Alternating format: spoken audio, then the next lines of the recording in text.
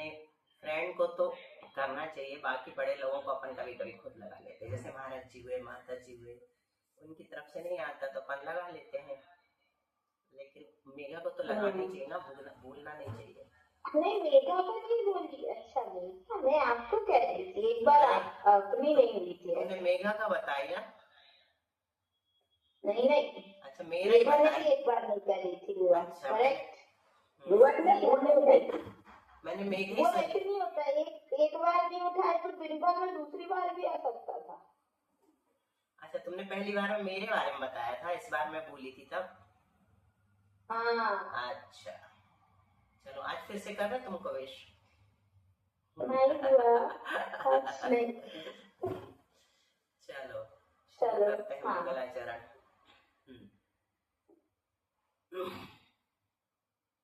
मंगलम भगवान वीरो, मंगलम गौतमो गणी, मंगलम कुंद कुंदात्यो, जैन धर्मोस्तु मंगलम, सर्वमंगल मांगल्यम, सर्वकल्याणकारकम, प्रधानम सर्वधर्माणां, जैनम जयतु शास्त्रम, मोक्षमार्गस्य नेतारं, वेत्तारं कर्मभूषितां, यातारं विश्वतत्त्वानां, वन्दे तत्गुणलब्धये।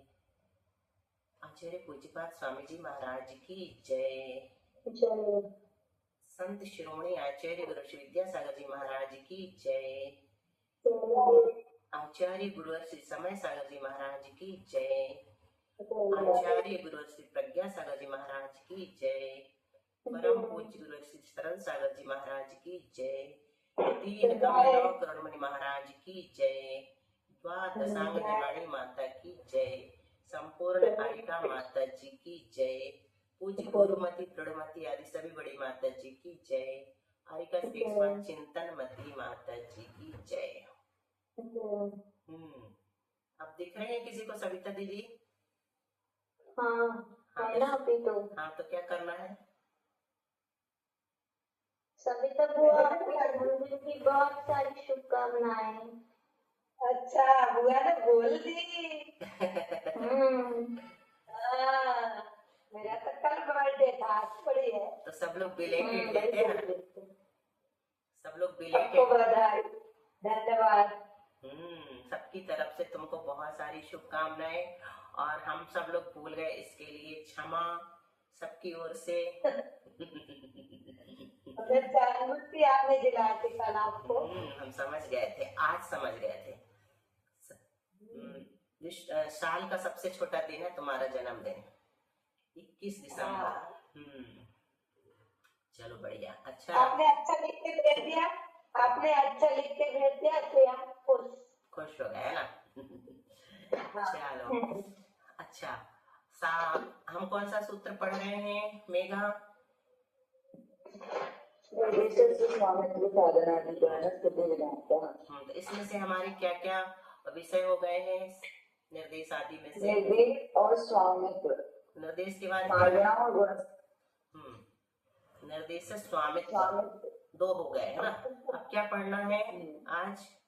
साधन। तो अभी सीधा चलते हैं, फिर बाद में बीच बीच में प्रश्नोत्तर बहुत हो जाते हैं, इसलिए अभी प्रश्नोत्तर रोके हुए हैं ना। साधन दो प्रकार का है, कौन कौन सा? अभ्यंतर और बाह्य। दर्शन मोहिनी के भेद प्रज्ञा बताओ। 3। कौन कौन से? मिथ्यात्व, सम्यक प्रकृति। तो इन 3 का यानी दर्शन मोहिनी का, और इसके साथ 4 और लेते हैं। विशेष आ गया? नहीं, वो ट्रेन में है। हाँ, तो बताओ कौन से 4 और लेते हैं? वो वहाँ गया था, जहाजपुर लौट रहा है।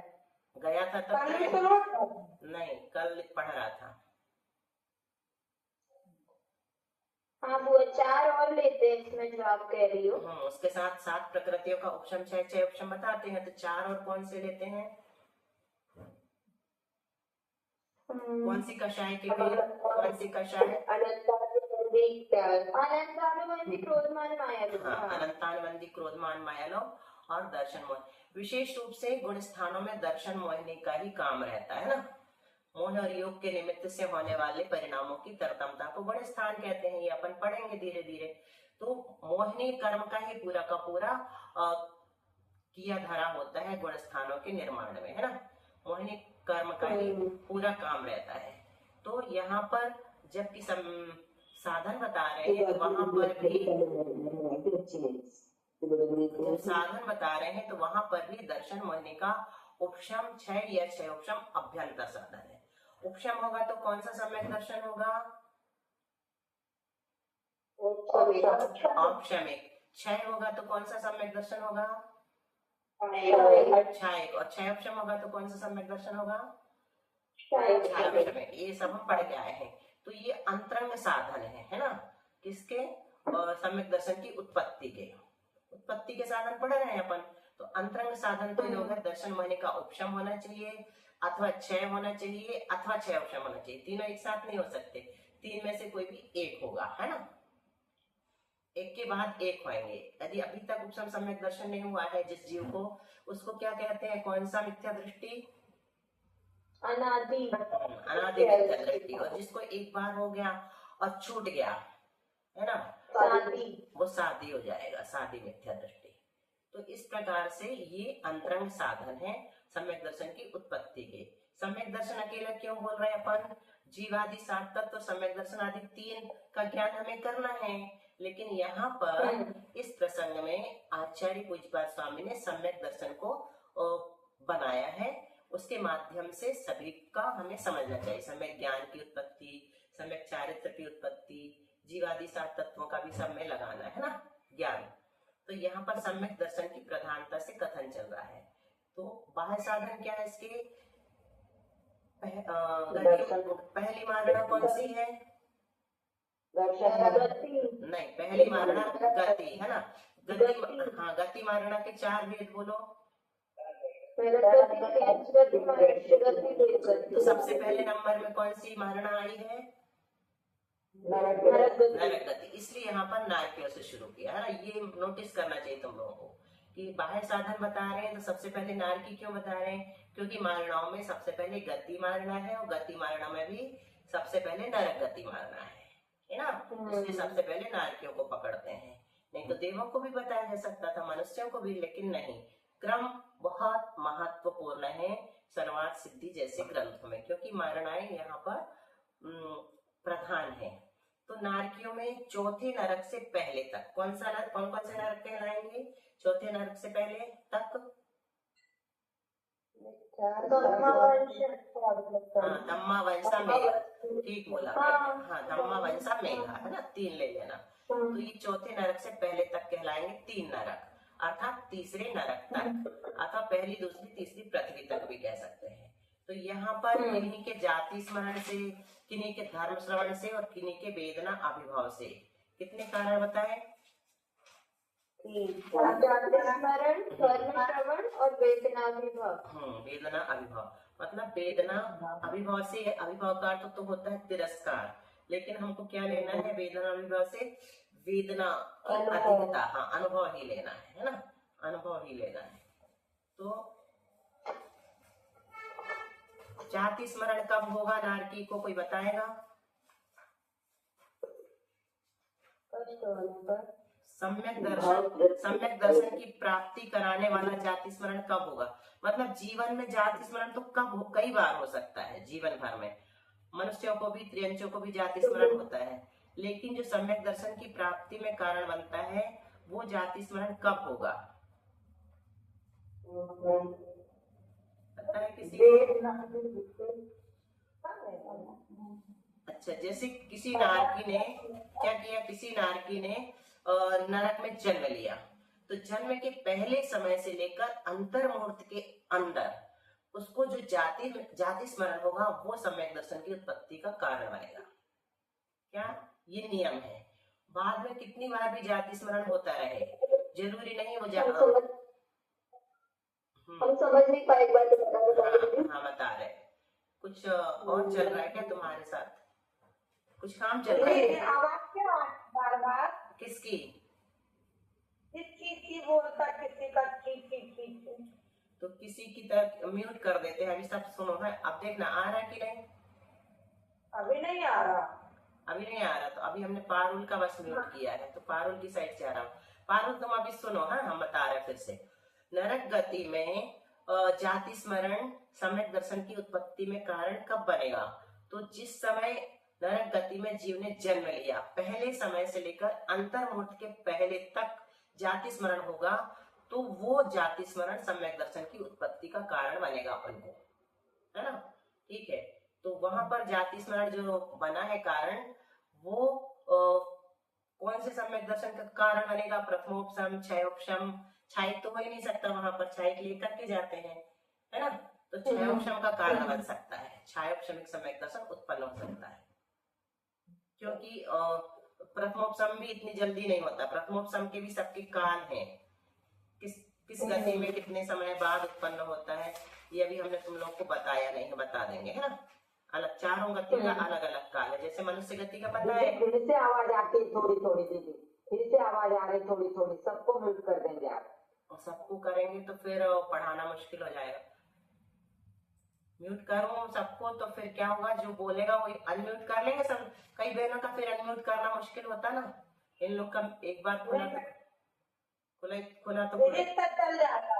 चल जाने दो, कोई दिक्कत नहीं। थोड़ी थोड़ी इसी आवाज पे ध्यान, तक चलेगा। हाँ इतनी आवाज, इसी आवाज पे ध्यान दो। और जो लोग नहीं बोल रहे हैं वो खुद अपना म्यूट कर लो, जिनको आता है बार बार म्यूट करना और अनम्यूट करना, है ना, तो वो लोग कर लो। क्योंकि कुछ बहनों को दिक्कत होती ना अनम्यूट करने में, जैसे बबीता है वो शहबरा वाली हमारी, इन लोग अनम्यूट करके सुनते। अभी हाँ तुम भी, इसलिए म्यूट नहीं कर रहे। तो एक मिथ्या दृष्टि है, वो सम्यक्त प्राप्त करता है। दो प्रकार के जीव सम्यक्त प्राप्त करते हैं, बताओ कौन कौन से? मिथ्या दृष्टि तो करता ही है, दूसरा सम्यक दृष्टि जीव है वो भी सम्यक्त प्राप्त कर सकता है। कौन सा प्राप्त करेगा सम्यक दृष्टि जीव? सम्यक्त्व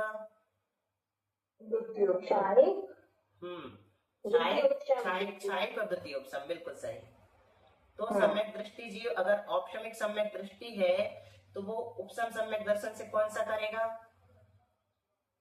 उपसमिक तो बोल ही रहे हम। अगर औपशमिक सम्यक दृष्टि है तो वो कौन सा सम्यक दर्शन? प्रथमोपसम ही औपशमिक कहलाता है।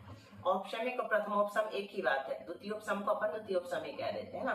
तो सामान्य रूप से जब औपशमिक बोलेंगे तो उसको प्रथमोपसम समझना।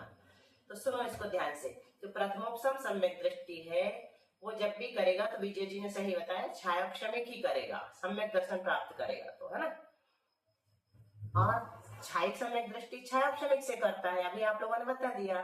जो क्षायिक सम्यक दृष्टि है वो या तो क्षायिक करेगा या द्वितीयोपशम करेगा, दो प्रकार के करते हैं। तो प्रथमोपसम वाला कौन सा करेगा? अच्छा, मनीषा ने बोला, तो एक खुशखबरी मनीषा के लिए।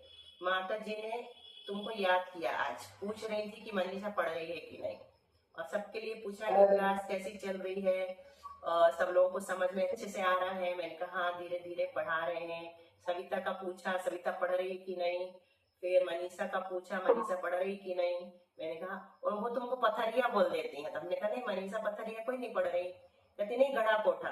मैंने कहा हाँ गढ़ा कोटा वाले हम उसको नागपुर बोलते हैं। हमने कहा नागपुर बोलते हैं हम लोग। तो तुमको आशीर्वाद मिल गया, आज उनने तुमको पूछ लिया। हाँ तेरी ज्यादा चिंता रहती, सही बात है। सविता की बात खूब खुशी होती तुम पढ़ती हो तो चलो। तो क्या बताया? अनादि मिथ्या दृष्टि जीव कौन सा? अच्छा ये बताओ फिर से, अनादि मिथ्या दृष्टि जीव अगर सम्यक दर्शन प्राप्त करेगा तो कौन सा प्राप्त करेगा? प्रज्ञा। अभी प्रज्ञा प्रथमोपसम, बहुत अच्छा। अब सादी मिथ्या दृष्टि जीव अगर प्राप्त करेगा तो कौन सा करेगा? वो भी उसको हो चुका है पर वो भी प्रथमोपसम। बहुत अच्छा। अगर पल्ले का असंख्यातवा वाहक प्रमाण पीरियड बीत गया है, वो असंख्यात वर्ष ही होता है, तो प्रथमोपसम भी कर सकता है और क्षयोपशम भी कर सकता है। हाँ, और क्षयोपशम भी कर सकता है, दो प्रकार के कर सकता है। तो ये तो बन गया अनादि मिथ्या दृष्टि की अपेक्षा और सादी मिथ्या दृष्टि की। अब इसी प्रश्न का उत्तर सविता दीदी देंगी रिपीट करके। अनादि मिथ्या दृष्टि जीव और कौन सा सम्यक दर्शन प्राप्त करता है? सविता दीदी। औपशमिक दीदी। ठीक है। और सादी मिथ्या दृष्टि जीव? और अच्छा बस ठीक है, दोनों अच्छा प्रकार। हाँ ठीक है, दोनों प्रकार के कर सकता है। लेकिन औपशमिक में एक और बात बताई प्रज्ञा, रिपीट करो, कब करेगा वो दोबारा? प्रथमोपशम। हाँ हाँ, दोबारा। दोबारा हाँ दोबारा अब कब करेगा? वो इतना पल्ले का एक भाग, आधा भाग बीच में पल्ले आने की के बाद। क्योंकि दीदी ने बताया पल्ले के असंख्यातवें भाग, इसको याद कर लो, ये बहुत बार आएगा। मेघा रिपीट करके उत्तर दो, कितना काल बीतने के बाद फिर से करेगा? मेघा कहाँ गई? वो आवाज नहीं आ रही मुझे, मेरे नेटवर्क कम है। हाँ वो चलो भी ठीक है। ट्रेन में है मेघा भी, तो हाँ शायद नहीं चलो जा रही ठीक है, है। तो इसको हम लोग गणित की जब थोड़ी चीजें पढ़ेंगे ना, तो उसमें पावटे अ कहेंगे। पा कहते हैं पल्ले को, अ मतलब असंख्यात। तो आ लिखने का भी एक तरीका है, इसमें सिंबल सिंबल में लिखते हैं, आ ऐसे लिखते हैं, इसको आ बोलते हैं, इसको। और ऐसा लिखा रहेगा तो इसको आप पावटे असंख्य, पल्ले बटे असंख्यात पढ़ोगे तुम लोग, है ना? अभी बहुत मिलेगा ऐसा पढ़ने में। पावटे आ बोलते हैं, मतलब पल्ले बटे असंख्यात, ठीक है? तो इस प्रकार से आगे अपने को ये देखने को मिलेगा। दीदी, जैसे किसी की आयु 100 वर्ष हो तो कितना पल्ले का संख्या तो कितना बीतेगा? नहीं, इसी में तो नहीं मिलते, उसके कई असंख्यात भाव हो जाएंगे, तब उसको दोबारा होगा। असंख्यात वर्ष कहा ना हमने, 100 वर्ष में तो दोबारा हो ही नहीं सकता, समझ में आई? नहीं, जैसे किसी की आयु 100 वर्ष है मान लो, तो पल्ले का संख्या तो कितना, जैसे 70 वर्ष बीत जाने पे होगा कि 60 वर्ष, ऐसा पूछ रहे हैं। नहीं, यहाँ तुम कंफ्यूज हो रही हो। पल्ले का असंख्यात भाग अलग है, यहाँ नहीं लगेगा। जैसे हमें इस भाव में पहली बार प्रथमोपसम सम्यक दर्शन प्राप्त हुआ, तो अब दोबारा कब होगा? असंख्यात वर्षों बाद। तो वो असंख्यात वर्ष कब आएंगे? हमारे असंख्यात भाव बाद आएंगे, कह सकते हैं असंख्यात भाव। छोटी छोटी उम्र वाले भी आ जाते हैं ना, एक श्वास में 8-10 बार, तो असंख्यात भाव भी हो सकते हैं, संख्यात भावों के बाद भी हो सकता है। सागरों की आयु मिल गई तो संख्यात भावों के बाद। सागरों की में तो एक ही भाव में 2-4 बार हो सकता है। सागर जो है पल्ले से बहुत बड़ा होता है ना? तो सागर में ज्यादा बार हो सकता है, एक ही भाव में 2 बार हो सकता है। कम सागर है तो, ज्यादा सागर है 33 सागर है तो ज्यादा बार भी हो सकता है। ये गणित का विषय है, ये अभी ज्यादा नहीं खींचेंगे, ठीक है? तो बाह्य साधन क्या ये तो हो गया अपना। औपशमिक सम्यक्त थी तो उपसम से क्षय उपशम कर सकता है, क्षय उपशमिक है तो क्षय उपशम सम्यक्त से द्वितीय उपसम भी कर सकता है और क्षयिक भी कर सकता है। और जो क्षयिक सम्यक्त रहती है वो कौन सा करेगा? क्षयिक सम्यक दृष्टि। कोई नहीं करेगा, वो क्षयिक ही रहेगा, है ना? हाँ, वो तो क्षयिक ही रहेगा। बहुत अच्छा, तुमने सरप्राइज्ड होकर के सही आंसर दे दिया कि वो क्यों करेगा भैया, वो तो क्षयिक सम्यक दृष्टि का भी सम्यक दर्शन कभी छूटता है क्या? नहीं छूटता, इसलिए तो दोबारा वो सीधा मोक्ष ही जाएगा, उसको दोबारा सम्यक दर्शन प्राप्त करने की जरूरत नहीं है। वो सीधा अब उपशम श्रेणी चढ़ेगा, या उपशम श्रेणी चढ़ सकता है वो, और नहीं तो छपक श्रेणी चढ़ के सीधा मोक्ष जा सकता है। उपशम श्रेणी मतलब वो किसी भी भाव में एक बार क्षयिक सम्यक दर्शन हो गया तो मतलब लाइफ एकदम मस्त हो गई, है ना? मतलब 3 भाव बचे और मैक्सिमम 4। हाँ, मैक्सिमम 4 याद तुम्हें कौन कौन से? मनुष्य, 4 में मनुष्य, भूमि, देव और मनुष्य। बिल्कुल ठीक है। और 3 में? 3 में मनुष्य, देव, मनुष्य। ठीक है, मनुष्य के 2 ही गिनते हमेशा, है ना? तो यहाँ क्या कह दिया, साधन बताए तो दर्शन मोहिनी का उपशम, क्षय और क्षय उपशम 3 बोला, है ना? तो यहाँ क्षय को भी कारण बताया ना? तो तुम लोगों ने नोटिस नहीं किया, तो यहाँ ये नहीं समझना कि दर्शन मोह का क्षय करके मिथ्या दृष्टि क्षयिक सम्यक तो प्राप्त कर लेगा, मतलब अनादि मिथ्या दृष्टि वो थोड़ी करेगा। मिथ्या दृष्टि तो करते ही नहीं, क्षय सम्यक दृष्टि करता है ना? जबकि यहाँ पर साधन में क्या कह दिया, दर्शन मोहिनी का उपशम, क्षय अथवा क्षय उपशम ये साधन है उत्पत्ति का। तो कोई ये लगा लेगा कि मिथ्या दृष्टि जीव दर्शन मोहिनी का क्षय भी कर सकता है, लेकिन मिथ्या दृष्टि नहीं कर सकता, है ना? ये अपन जान गए हैं। तो यहाँ पर वही विवक्षा लगाना कि मिथ्या दृष्टि होगा तो उपशम करेगा अथवा क्षय उपशम करेगा, लेकिन क्षय नहीं करेगा। क्षय करेगा तो सम्यक दर्शन क्षय उपशमिक सम्यक दृष्टि ही करेगा, है ना? ये यहाँ पर अलग से समझ लेना। 2 में से एक सम मिथ्या दृष्टि 2 में से एक ही करेगा, प्रथमोपशम या क्षयोपशम। और द्वितीयोपशम सम्यक दृष्टि है कोई तो वो द्वितीय उपसम से कौन सा प्राप्त करेगा, ये कठिन प्रश्न है। इसका उत्तर कौन बताएगा, पिंकी दीदी। कोई द्वितीय उपसम सम्यक दृष्टि है तो अब द्वितीय उपसम से कौन सा प्राप्त करेगा, वैसे प्रज्ञा भी बता सकती है। नहीं, छायक नहीं। देखो अच्छा, इसको ऐसे समझो, द्वितीय उपसम सम्यक दृष्टि का मारण हो गया, अब वो कहाँ जाएगा नियम से, नियम से कहाँ जाएगा, हाँ देवों में जाएगा, बिल्कुल ठीक सविता। अब देवों में जाएगा तो उसका द्वितीय उपसम सम्यक दर्शन का काल कितना है, अंतर्मुहूर्त मात्र रहता है ना, तो वहां जाके निर्वृत्तीय पर्याप्त अवस्था में ही उसका सम्यक दर्शन द्वितीय उपसम छूट जाएगा। तो द्वितीय उपसम छूटेगा तो कौन सा होगा, मिथ्या दृष्टि तो होगा नहीं वो, तो कौन सा होगा प्रज्ञा, आप बोलो। बिल्कुल सही, बिल्कुल सही, छायापशमिक ही होता है। द्वितीय उपसम सम्यक दृष्टि का सम्यक दर्शन द्वितीय उपसम से छायोपशम फिर से हो जाता है। क्यों, क्योंकि उसने छायोपशम से ही द्वितीय उपसम किया था। और छायक क्यों नहीं कर सकता, क्योंकि छायक का प्रारंभ कहाँ होता है, कर्मभूमि के मनुष्य में, मनुष्य ही करता है, मनुष्य गति में होता है, वो भी कर्मभूमि का होना चाहिए, इसलिए छायक नहीं कर सकता। तो अपने को ऐसे लॉजिक भी अपन खुद लगा सकते हैं, है ना। प्रथम उपसम से छायोपशम से द्वितीय उपसम और छायक बनेगा, द्वितीय उपसम से छायोपशम बनेगा और छायक से छायक ही रहेगा। और प्रथमोपसम वाला प्रथम उपसम से छायक नहीं कर सकता, द्वितीय उपसम वाला भी द्वितीय उपसम से छायक नहीं कर सकता, है ना, क्लियर हो गया। छायोपशम वाला ही छायक करेगा, ऐसा इसलिए है कि छायोपशमिक सम्यक्त्वी जीव ही 7 प्रकृतियों का क्षय करने में सक्षम है, क्योंकि छायक सम्यक दृष्टि क्या करता है, 7 प्रकृतियों का क्षय करता है, और प्रथमोपसम सम्यक दृष्टि जीव जो है वो उपशम करता है ना। तो मिथ्या दृष्टि जीव को क्या करता है, करण करता है, इसलिए उपशम कर देता है। और द्वितीय उपसम सम्यक दृष्टि है, छायोपशमिक सम्यक दृष्टि भी करण करके, करण कितने होते हैं बताओ, कौन बताएगा, 3। हाँ सविता दीदी नाम बोल रहे हैं, बोलो सविता। हाँ आप बोलो, प्रज्ञा रिपीट करो। अधःकरण, अपूर्वकरण, अनिवृत्तिकरण। तो ये 3 करण करके ही अनादि मिथ्या दृष्टि जीव हो चाहे सादी मिथ्या दृष्टि जीव हो उपसम सम्यक दर्शन प्राप्त करता है, मतलब प्रथमोपसम। और छायोपशमिक सम्यक दृष्टि भी 3 करण करके ही द्वितीय उपसम सम्यक दर्शन प्राप्त करता है, और छायोपशमिक सम्यक दृष्टि ही भी वही जो है वो 3 करण करके ही छायक सम्यक दर्शन, सब में 3 करण की जरूरत होती है। ये 3 करण 4 जगह होते हैं, है ना, श्रेणी चढ़ने के लिए, उपशम श्रेणी चढ़ने के पहले, छपक श्रेणी चढ़ने के पहले, सम्यक दर्शन प्राप्त करने के पहले, और छायक सम्यक दर्शन प्राप्त करने के पहले, मतलब प्रथमोपसम प्राप्त करने के पहले और छायक सम्यक दर्शन प्राप्त करने के पहले, ठीक है। अभी बाद में ये याद हो जाएंगे अपने आप। अब चलो, अभी हमने यहाँ क्या देखा कि बाह्य साधन नारकियों के चौथे से पहले तक किन्हीं के जाति स्मरण, तो जाति स्मरण की विशेषता बता दी है ना। जाति स्मरण की विशेषता क्या बताएं, कब होना चाहिए वो,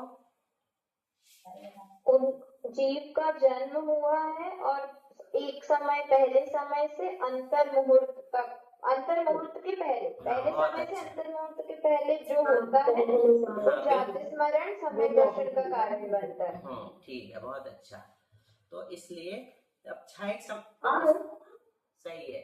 और किन्हीं के धर्म श्रवण से प्रश्न है, हाँ पूछो दीदी प्रश्न हाँ है पूछो। कि करण सिर्फ 4 जगह बस करेगा, 4 जगह बस करेगा, बस क्या, और वो कहा जाता है कि अनंतानुबंधी की विषय योजना के लिए, अनंतानुबंधी की विषय योजना द्वितीय उपसम के अंतर्गत डाल दिया अपन ने। अगर द्वितीय उपसम कर रहा है तो पहले 3 करण करेगा तो अनंतानुबंधी की विषय योजना करेगा, फिर 3 करण करेगा तो द्वितीय उपसम करेगा, वहां 2 बार करेगा, है ना। अनंतानुबंधी 4 ही बार आएगा, हाँ 4 ही बार, मतलब इधर लगाएंगे तो 4 बार, प्रथमोपसम सम्यक के लिए, हाँ द्वितीय उपसम के लिए और छायक के लिए, और छपक श्रेणी के लिए, उपशम श्रेणी, द्वितीय उपसम मतलब छायक उपशम के श्रेणी लिए कहलाए, छायक के लिए होगा ना। हाँ, और एक छपक, देखो श्रेणी लगाते हैं तो उपशम श्रेणी और छपक श्रेणी 2।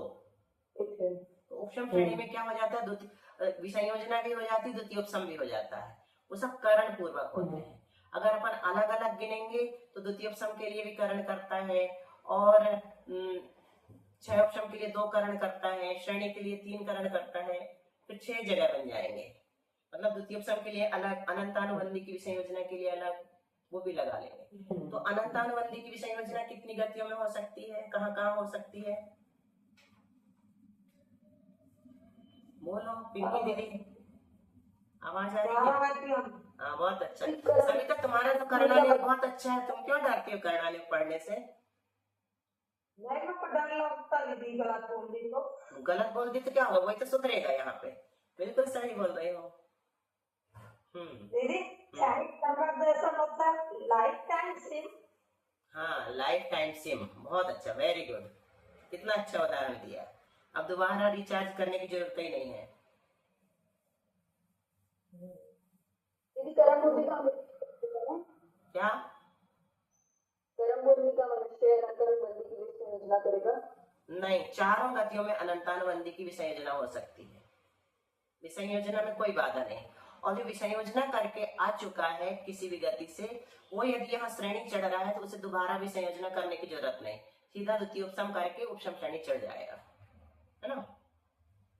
तो छाई सम्यक दर्शन की प्राप्ति मिथ्या दृष्टि नहीं कर सकता, जैसे हमने सुन लिया। जैसे प्रथमोपसम सम्यक दर्शन से गिरकर कोई जीव प्रथम गुण स्थान में आ गया, ठीक है।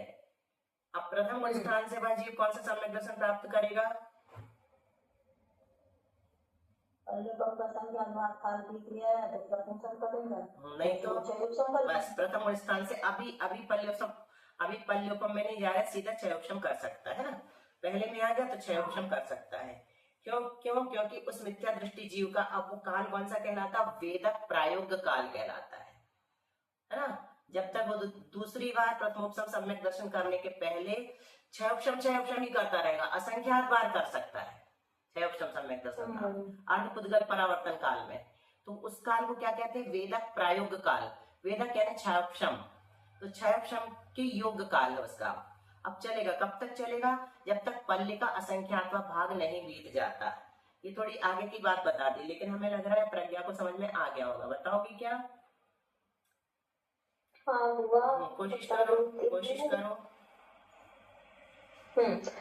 जो प्रथमोपसम सम्यक दर्शन जिस जीव का छूट गया है तो वो मिथ्यात्व में आ गया। बहुत अच्छा। अब मिथ्यात्व के बाद उसको क्षयोपम सम्यक दर्शन हो सकता है, वो भी बहुत बार हो सकता है। बहुत अच्छा। और ये जितनी बार होता रहता है उसको वेदक प्रायोग काल बोलते हैं। इसको वेदक प्रायोग काल में हुआ कहा जाएगा, है ना। जब तक पल्ले का असंख्यात्वा भाग काल दोबारा नहीं आ जाता, उसके पहले वो क्षयोपम ही करेगा। और फिर क्षयोपम से क्षय आदि तो करते ही वो अपन ने पढ़ लिया, है ना। तो ये एक नई बात भी आज तुम लोगों को पता चले। ये नए पॉइंट हम इसलिए बता रहे हैं क्योंकि आज तुम लोग की एंट्रेंस एग्जाम हो रहे हैं। क्यों एंट्रेंस? क्योंकि तुम कह रही हो कि 8वां सूत्र भी पढ़ाना हुआ, तो हम देख रहे हैं कि 8वां सूत्र समझ में आ जाएगा कि नहीं, ताकि उसको छोड़ा जाए अथवा नहीं छोड़ा जाए। तो नहीं छोड़ा जाएगा। सात संख्या इससे भी कठिन है। इससे भी कठिन है, इसलिए तो सब लोग उसको छोड़ के 9वें में आ जाते हैं। लेकिन तुम लोग को बहुत सरल लगेगा। अच्छा पारुल से पूछो, पारुल बताओ तुम लोग को कठिन लगा क्या? 8वां सूत्र नहीं, अनम्यूट करके बताओ। अभी इन लोगों ने थोड़ा सा दीदी तो बहुत ही सरल लो, मनीषा ने भी कह दिया तो नहीं लगेगा। तुम लोग को भी कठिन इसलिए नहीं लगेगा क्योंकि अभी जिस तरह से तुम लोग ग्रास्प कर रहे हो नहीं, हमारे बहुत अच्छा जबकि हमारी क्लास के 4 है धुरंधर। सुनो तुम लोग नए लोग, पारुल, विजया जी, मनीषा, और फिर उसके बाद आता है नंबर चंदन वाला जी का, और भी बहुत है, शशि जी इन लोग से के साथ हैं, आगे हैं। तो ये सब कह रहे हैं प्रज्ञा का हमसे ज्यादा क्षयोपम है। बताओ प्रज्ञा का सबसे ज्यादा क्षयोपम कह रहे हैं, मतलब सूत्र तो पढ़ना ही पड़ेगा। बाकी सब दीदियों का तो थोड़ा पढ़ा है तो इन लोग को तो आराम से समझ में आ जाएगा। तो सब में बुआ भले आप एक लाइन को ही 4 दिन समझो। हाँ तो अपन ऐसे करना, देखो ना आज नारकियों का तक पूरा नहीं कर पाए। अच्छा चलो धर्म श्रवण बताओ, नारकियों को कौन कराएगा? देव जाके कृष्ण जी के पास उनके भाई गए थे बड़े तीसरे नरक में। अच्छा एक नारकी दूसरे को संबोधित कर सकता कि नहीं, धर्म श्रवण करा सकता कि नहीं, जैसे देव कराते हैं? नहीं। क्यों नहीं करा सकते? वो नारकी तो लड़ते रहते हैं ना, वो अच्छी बातें कहाँ करते हैं। बहुत बढ़िया, ये तुमने राजवार्तिक की बात बताई। सुनो, राजवार्तिक में आया है कि जो हमेशा लड़ते झगड़ते रहते हैं, है ना, मारपीट करते रहते हैं, वो एक दूसरे को संबोधित नहीं कर सकते। राजवार्तिक क्या है? तरवार सिद्दीकी ठीक है। किसने लिखी है? किसने लिखी है? आचार्य कलंक देव। राजवार्तिकी टीका का नाम क्या है? तत्वार्थ श्लोक श्लोक वर्ते वो किसने लिखी है? आचार्य विद्यानंद आचार्य जी। विद्यानंद जी ने। तो देव लोग जैसे मनुष्य लोग भी एक दूसरे को धर्म श्रवण करा सकते हैं, वैसे नारकी नहीं करा सकते, क्योंकि उनकी वहां सम्यक दृष्टि को तक लड़ना झगड़ना पड़ता, मारपीट करना पड़ता। वहां पर तीर्थंकर प्रकृति वाले को भी लड़ना झगड़ना पड़ता है, मारपीट करना पड़ता है, क्योंकि वहां की क्षेत्रगत ऐसी विशेषता होती है ना, कि उनको वो काम करने पड़ते हैं। लेकिन जब सम्यक तीर्थंकर प्रकृति वाले के 6 महीने बचते हैं, यहाँ पर रत्न वृष्टि शुरू हो जाती, उस समय वहां पर क्या होता है नरक में उनके साथ? एरिया बन जाता है उनका। हाँ, उनको वज्र कवच में बंद कर दिया जाता है ताकि दूसरे जिन्नार की उन्हें कष्ट न दे। तो इस देखो इतना अतिशय वहीं से प्रारंभ हो जाता है। बहुत अच्छा। तो धर्म श्रवण नहीं करा सकते दूसरे का ना, और किन्हीं के वेदना विभाव से, तो वेदना का अनुभव होता है, तो वो क्या क्या सोचते हैं, तो सम्यक दर्शन होता है। कोई बताएगा? ये भी बहुत इंपॉर्टेंट विषय है। अपन जल्दी जल्दी साधन पढ़ लेंगे ना तो अपन को समझ में नहीं आएगा। वेदना का अनुभव होता है, तो अगर वो ये कहता है कि इसने मुझे मारा है इसलिए वेदना हो रही है, नहीं, इसने मुझे मारा है इसलिए मुझे वेदना हो रही है, अगर दूसरे को दोष देता है तो सम्यक दर्शन नहीं होगा। वो ये सोचता है कि मैंने पूर्व पिछले भाव में कुछ नहीं किया, इस कारण से मुझे कष्ट भोगना पड़ा, मुझे अपने कारण से जो मैंने बुरे काम किए हैं, दूसरों को कष्ट दिया है, हिंसा करता है, अहिंसा का पालन नहीं किया है, अपने पाप कर्म का जब उसे पश्चाताप होता है, तब वो वेदना उसके सम्यक दर्शन में कारण बनती है, नहीं तो नहीं बनती। हमको भी यहाँ कष्ट होता है ना किसी के निमित्त से, तो अपन क्या करते हैं, इनके कारण हमारे साथ ऐसा हो रहा है, इनके कारण ऐसा हो रहा है। रास्ते में अगर पत्थर पड़ा है और उसकी ठोकर हमें लग जाती है, तब हम नहीं कहते कि पत्थर ने हमको चोट पहुंचाई, लेकिन वही पत्थर उठा के कोई हमें मार देता है तो हम उससे लड़ने झगड़ने बैठ जाते हैं, है ना। तो ये हमारी भूल है। इस तरह की भूल जब हम सुधारते हैं ना, तो कितने सारे कर्मों के बंध से हम बच जाते हैं। तो इस प्रकार तीसरे नरक तक क्या क्या देखा, रिपीट करो। आवाज आ रही है? कौन बोल रहा है? कोई नए लोग बोलो। बोलो। हुआ पर बहुत कठिन है हर समय ये सोचना कि वो किसी ने कुछ नहीं कर्म किया, का उदय है। हाँ, बहुत कठिन है, बहुत कठिन है। लेकिन कभी कभी तो बोलने के बाद में याद आता है कि कर्म का उदय पहचान देते। चलो, बोलने के बाद आता है तो भी अपने को वो जो कर्म बंधा था ना उसका अनुभव कम हो जाता है, वो विशुद्धि कहलाती है। वहीं से अपना पश्चाताप शुरू है। सारे कर्म कटते हैं तो प्रायश्चित से कटते हैं। अच्छा बताओ। और क्षमा मांग लो तो, और कोई बोल के क्षमा मांग लो तो वो तो पूरे ही कट जाएंगे फिर तो। क्षमा मांग लो तो बहुत ही अच्छा है। चलो 4-5 मिनट बचे हैं, 4 मिनट। किसी को कुछ पूछना हो तो बताओ, नहीं तो हम पूछें।